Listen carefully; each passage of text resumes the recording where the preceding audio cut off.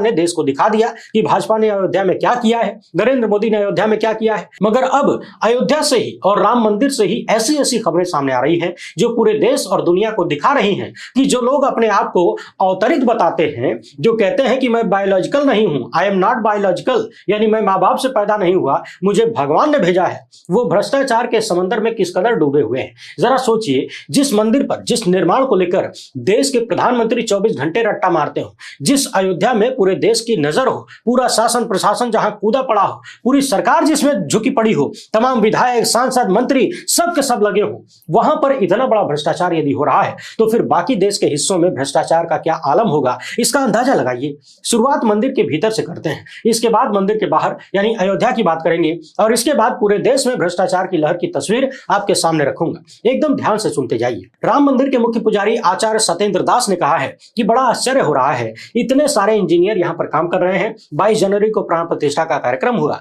लेकिन छत से पानी टपक रहा है। किसी ने भी ऐसा नहीं सोचा होगा कि जिस मंदिर को बनाने के लिए इतना कुछ लगा हुआ है वहां ऐसे पानी टपकेगा। आप उन्हीं की जबान से उनकी बातें सुन लीजिए कि मंदिर के भीतर कौन कौन सा कांड हो रहा है, इसके बाद मिलते हैं। मंदिर बन गए हैं जहाँ रामलला विराजमान है और जो आगे भी जगह बनी है उसमें एक ही पहली वर्षा में ही पानी चूने लगा, अंदर पानी भर गया था। इस पर ध्यान देना चाहिए कि जो बना है उसमें कौन सी कमी रह गई है जिसके कारण से पानी चूई रहा है। इस पर जो बना है उस पर भी ध्यान देना चाहिए और ये बहुत ज़रूरी है। पानी निकलने का जगह नहीं है और कल तक पानी ऊपर से चूता भी है। ये समस्या जो है इसका समाधान पहले आज कल में सोच करके उसको निश्चित कर लें, नहीं तो वर्षा जब शुरू होगी तो वहाँ पूजा अर्चना और कालता दर्शन और सब। देखिए, ये बहुत आश्चर्य की बात है कि ऐसे ऐसे इंजीनियर हमारे देश, पूरे देश के आकर के यहाँ बैठे हैं, राम मंदिर बना रहे हैं और 22 जनवरी को प्राण प्रतिष्ठा हो गई, लेकिन ये किसी को ज्ञान नहीं रहा कि पानी बरसेगा तो वह छत जो है वो चूएगा, ऐसा किसी को ज्ञान नहीं है।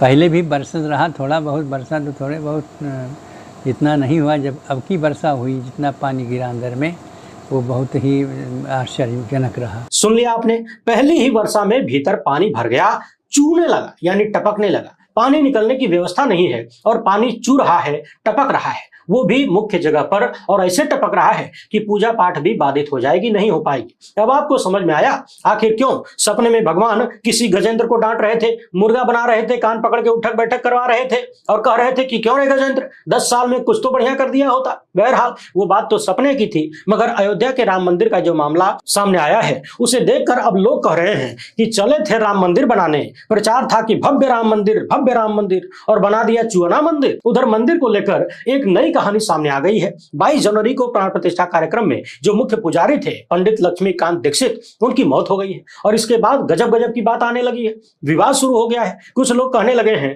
कि गलत मुहूर्त के कारण मुहूर्त दोष हुआ और इसकी वजह से भगवान ने इनको ऊपर बुला लिया, इनकी मौत हो गई। यानी मंदिर और अयोध्या को लेकर एक से बढ़कर एक पनौतियां आए दिन सामने आ रही है। अब अयोध्या में ही आई कुछ और पनौतियों को जरा ध्यान से देख लीजिए। हल्की सी बारिश क्या हुई, रामपथ के भीतर से रामराज मुंडी बाहर निकालकर झांकने लगा। अपनी स्क्रीन पर देखिए, सभी तस्वीरों को ध्यान से देखिए। हल्की आंधी और पानी से अयोध्या धाम रेलवे स्टेशन के सामने की चारदीवारी भी गिर गई। सिविल लाइन क्षेत्र में जल भराव हो गया। एफसीआई के गोदाम के पास और अन्य जगहों पर भी जल जमाव की घटनाएं सामने आ रही हैं। यानी जिस राम मंदिर और अयोध्या के विकास को लेकर कई साल से पूरे देश में तांडव मचाया जा रहा था, जिस विकास के नाम पर अयोध्या में न जाने कितने लोगों की जिंदगी उजाड़ दी गई, न जाने कितनों के पुरखों का घर तोड़ दिया गया, उन्हें बेघर कर दिया गया, खाने खाने को मोहताज हो गए, उसका रिजल्ट चुनाव परिणामों में भी दिखा। मगर उससे बड़ा रिजल्ट तो अब दिखने लगा है कि एक हल्की सी बारिश ने ही विकास की नानी याद दिला दी। सवाल है कि जो लोग राम की नगरी में भी राम राज्य नहीं ला पाए, वो पूरे प्रदेश या देश में कहां से लाएंगे।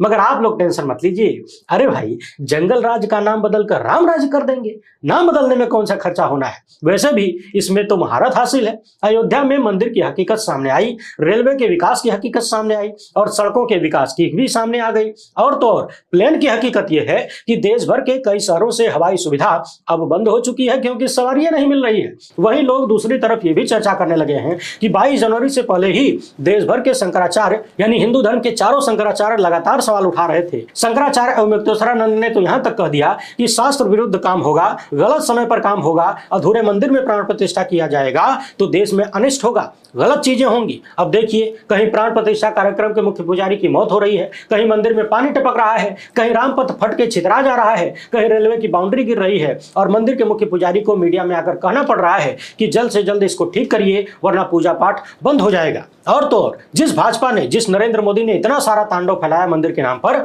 उन्हीं की पार्टी अयोध्या में ही चुनाव हार गई। अब ये तो कहानी